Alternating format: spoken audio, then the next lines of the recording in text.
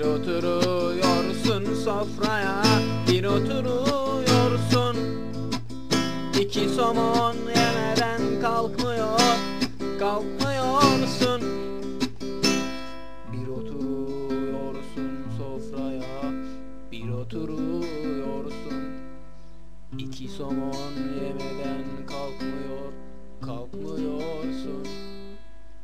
Böyle giderse dostum ne olursun? Böyle gidersen dostum ne olursun? Kimse almaz seni dostum, kahrolursun.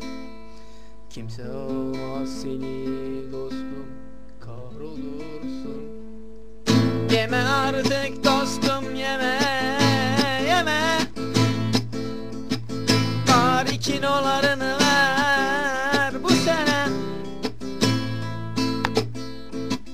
Yeme artık dostum, yeme. Bari kilolarını